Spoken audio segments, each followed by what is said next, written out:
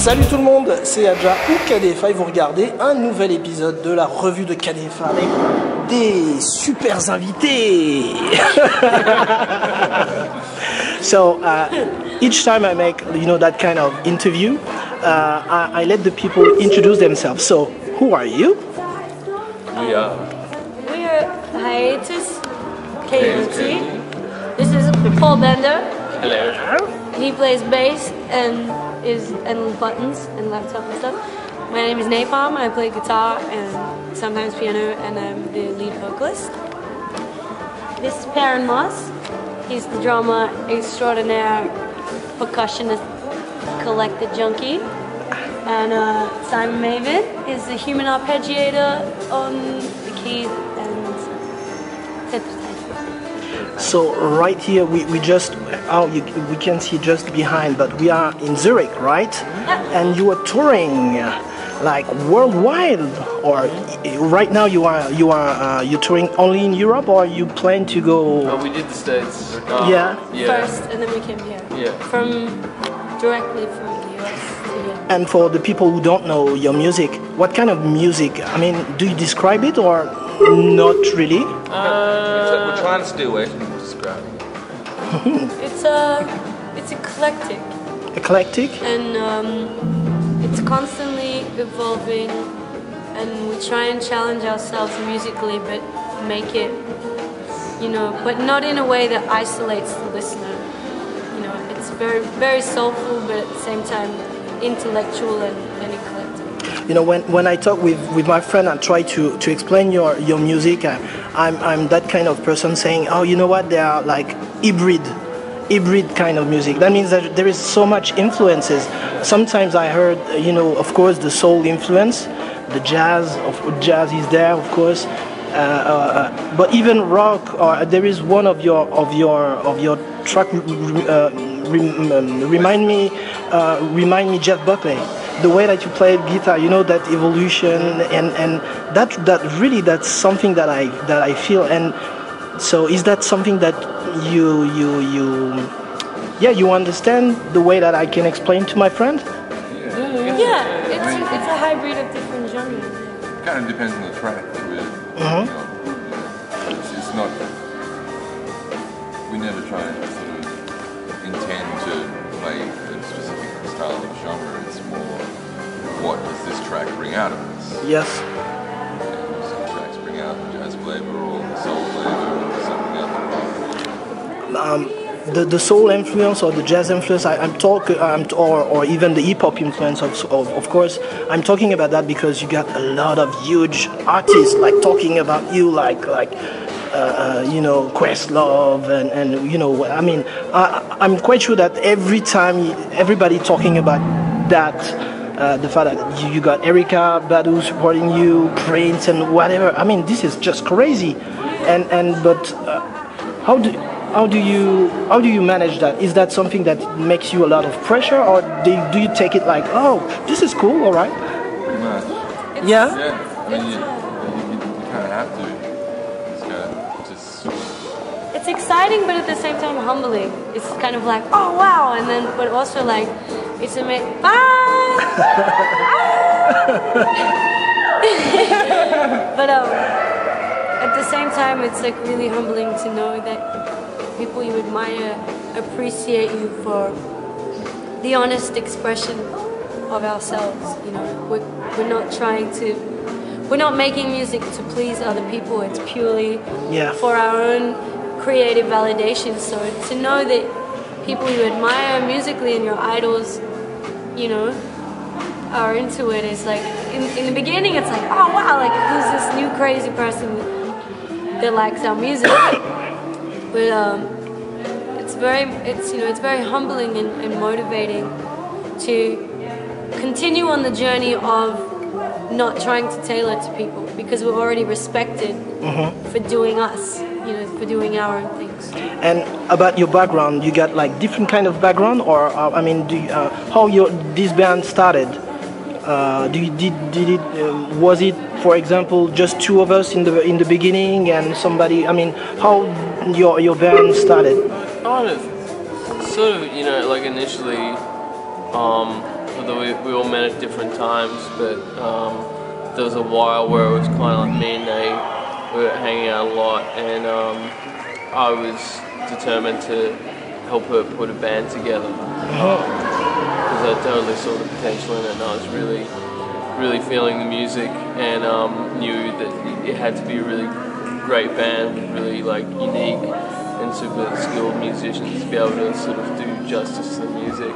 But I didn't know any theory either, so like it was always hard because like a lot of origins of bands are like come from jamming more, whereas this is like we started working on my songs that already have pretty intense structures that aren't that are contemporary and that aren't really standard. But without any music knowledge, it's really hard to translate that, and Bender really helped with like chord charting it all out. But I mean, as much as we did that, it wasn't, it's like that was the key to bringing us all together, but then once there was 4 of us in the room, it was really like beyond that, and it was deeper than that.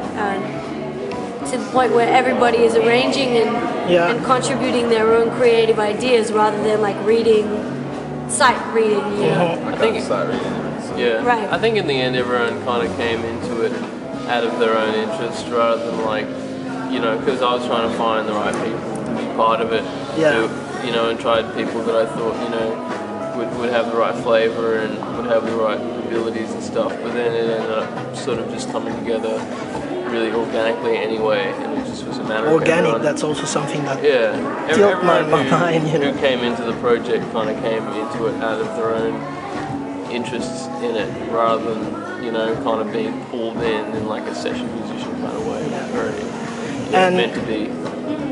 And about you're talking about organic, but your story is also started about the web and the 2.0, all that stuff. It's something that you feel. I mean, that the fact that you became, people give you the lights, and came. Sorry for my bad English. Okay, I'm still improving, but it came from the people, from the 2.0 kind of people, and. What is your relation with the internet? Well, I think it's just humans on the planet Earth. And I think the really cool thing about the internet is it bypasses all the traditional ways that people experience new things. Like I don't know anybody who watches like television anymore, like from our generation, because it's like this, it's pre-programmed. They've decided what it is that you want to watch, and and radios, mostly the same, like commercial radio. But like, you the guy in the band, you the guy behind the computer, so I mean, it's like right? It's the same with like the radio, like commercial radio. They've decided what you want to hear. And the internet is like it's all there, so people who have an interest in a certain thing can just share with each other, and like people are interested in a wider variety of things than those traditional channels really. And it makes it more accessible, and it there's no distance in communication. Like you can talk to somebody in Libya that like in the past like. You probably wouldn't have their address to write something to them, but if you wanted to, it'd take 3 months on a boat or whatever, Whereas like now with the internet, you're like literally right there. Like everybody, it's really changed the game, and it's also as far as the like record industry, it's changed a lot because it's not about like bribing the right DJs and the whole like corruption that goes down with the music industry. Like now it's more. You can just put your stuff online and people can directly hear it, and your fans can directly respond to you and interact with you. I mean, I was talking with Sony, and they signed an artist purely off YouTube hits, off a clip and put it on YouTube. It was like a classical thing, and they had enough views that they were just like they signed a record deal even though they never recorded it. And so I was gonna say the thing like. the internet has definitely helped us to get to where we are today, you know, at a massive scale, but it's also helped us to find the genres that we're into. So like, that's why our music is so diverse, is because we've had that ability to listen to whatever we want, you know, and like find the things that really spark our interests and find the things that we're passionate about. And that's why you find such a diverse like spread of inspiration between all of us, because we're in that generation where we've got that ability to listen to a friggin' song from Java that, you know, no one's ever heard. From J Dilla to my pocket, you know? It's a whole different thing. And maybe you can tell me a little bit more. I try to be short, and sorry, I know that it's just after your gig, so you're tired, and I really apologize for that. But about your project, you got a project. Tell me if I'm wrong. You know, the Indiegogo, your Indiegogo. I mean, that was really. I was really curious about that, because that's another way to use the internet, right? Oh man, it's incredible. Like, and can you tell us what it was about? Well, that Indiegogo is a crowdsourcing, like crowdfunding, like project. And traditionally, for a musician from Australia, I'm pretty sure it'd be the same around the world, but from Australia to like go on a tour, an international tour, you'd have to get some backing. And normally you do that through a grant application. So a lot of governments have grants where you can get money and funding, but it's a really difficult process because you have to write a massive application, which takes a long time, and and then you've got the opportunity, the possibility of not actually getting it. It's like something like 18% chance of getting the grant, whereas funding is a 50% chance, and everyone that's backing you is interested in the project. It's like, whereas if you get a grant, they just give you a lump sum of money and they don't know where it's going, or they don't want to follow it, or you know. Whereas with the crowdfunding, everyone's going to be watching, and you just all of a sudden you've got this mass of people that are giving you money, and they're wanting you to go somewhere. And we were getting people that are giving us money from Europe, and we were only trying to get to the States, you know. Yeah, that was the goal. I mean, the goal for. That was the goal. Yeah, to get some money to help us tour the States, to get to South by Southwest. I mean that's certainly one of my dream venue to go. I mean, going to South, because that's a mix of different. You know, I'm a kind of geek. I'm a music lover, and you know, so I love cinema. So you know, But so and to achieve that's kind of great. I mean, South by is incredibly overwhelming. It's the whole city is the festival. It's really full on. Like, you just don't realize until you get there how much music is actually happening at that point in time. There's thousands of bands that are trying to do it. And I just wanted, before I will let you go, I just wanted to have your point of view about okay, you are a musician, but it's about art, and it's more. It could be, you know, about clothes, for example. You know, when is your, because you're kind of wearing kind of regular street wear, you guys, but about you, it's kind of different, right? Can you tell us what is your maybe you never thought about that, but that's the first time I saw you guys. I was okay. That's a really cool music band, and I noticed you not only because of your voice, beautiful, but also you know. But what is your I mean, what is your? Is that something that it's conscious or not necessarily? It's kind of just a natural way of expression.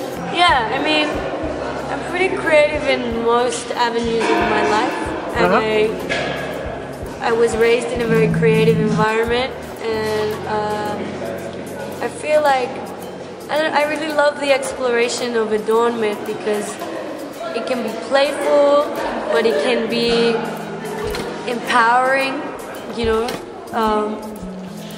and it can, you know, you can have spiritual connections to what you wear, or it can just be for fun. And, I don't know. My mother used to have vintage shops, and my father made Native American Indian like jewelry and clothing. And so from birth, I was raised with a very visually stimulating environment. So for me, it's just kind of, it's natural to explore that. So yeah, I mean, it's conscious in a way of like, I guess I'm just a treasure hunter at heart, and my view of treasure can be different to other people's. Like, it's not necessarily like, you know, like this is like a coyote claw that I was given last night, and you know, like, and my girlfriend made me this today. Yeah. An Iraqi jewelry maker. So between, like, you know, power pieces from friends and also things that I find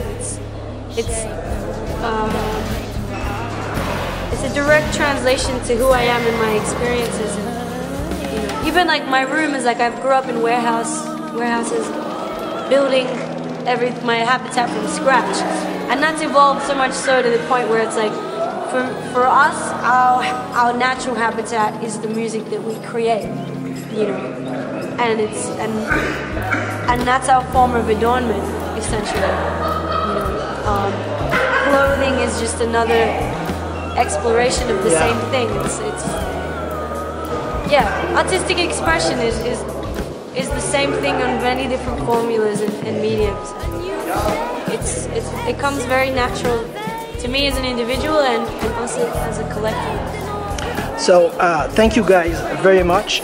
Maybe you can give us a link if somebody wants to know a little bit more and go further about your band.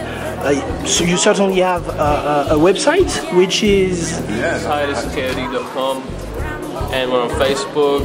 We're constantly updating like stuff about our tour, and on Twitter as well, and all the blog things that post about it. Yeah. And Hiatus Kaiyote is Hiatus. Second one Kaiyote, Kaiyote. So thank you again, and I wish you the best, and welcome again to the other side of the planet. Thank you. Thank you, Rocks, guys. Thank you very much.